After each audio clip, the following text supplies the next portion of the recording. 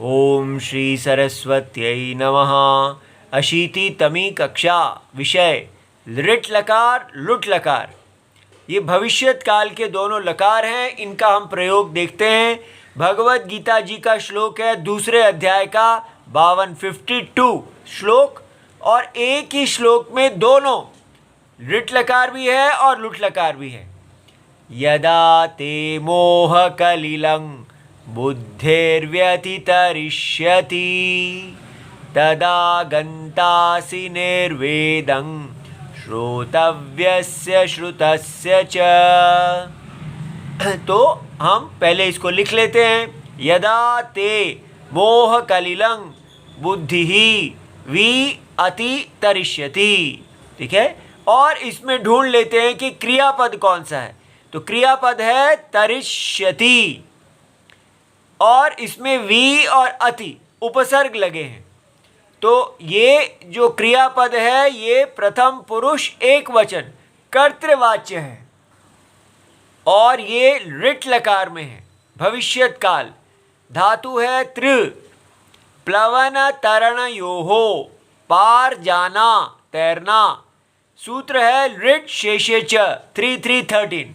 तो इससे हमें समझ में आया कि भविष्यति अर्थे, भविष्यत के अर्थ में लृट लकार होता है, सामान्य भविष्यत काल।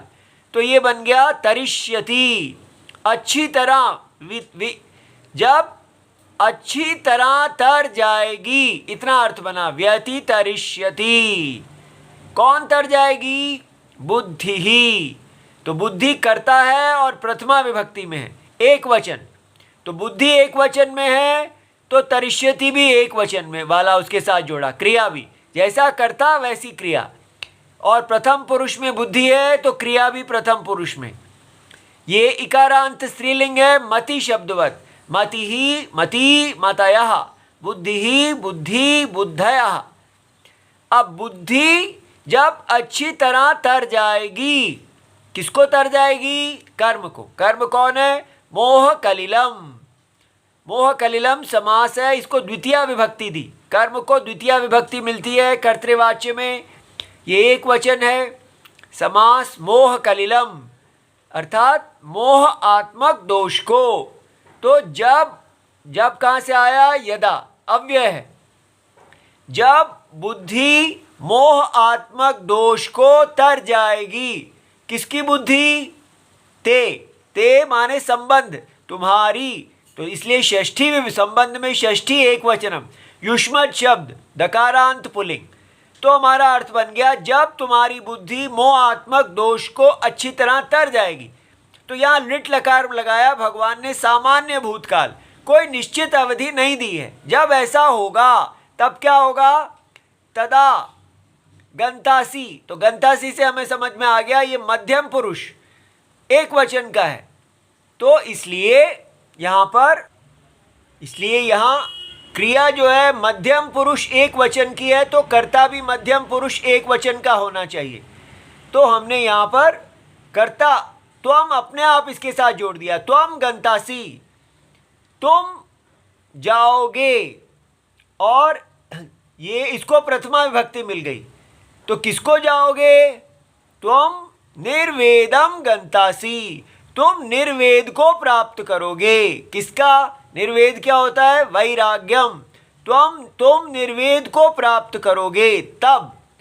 ठीक है, जब तुम्हारी बुद्धि मोह कलिल दोष को तर जाएगी, तब तुम वैराग्य को प्राप्त करोगे। किसका वैराग्य? षष्ठी। श्रोतव्यस्य श्रुतस्य च। यहाँ गंतासी लुट लकार है, देखिए। और ये धातु गमल है, गतौ जाना। अब यहाँ सूत्र है अनद्यतने लुट, माने जो आज का नहीं है, वो सामान्य भूतकाल था, और यहाँ है जो आज का नहीं है। इससे भगवान ने क्या बताया? नहीं तो भगवान यहाँ पर ये भी कह सकते थे गमिष्यसि, देखिए उन्होंने गंतासी लगाया। इससे हमें समझ में आता है कि आज उसी समय आपको वैराग्य नहीं हो जाएगा, धीरे धीरे वैराग्य होगा। ठीक है, इसलिए उन्होंने यहाँ कहा तब तुम सुनने योग्य माने श्रोतव्यस्य, और सुने हुए अर्थात श्रुतस्य विषयों के प्रति वैराग्य को प्राप्त करोगे। उसी दिन प्राप्त नहीं कर लोगे, धीरे धीरे जैसे जैसे पकोगे वैसे प्राप्त करोगे। ठीक है, इस प्रकार हमने दोनों एक ही वाक्य में लिट और लुट को देखा। ओम इति सर्वम शिवम प्रणाम।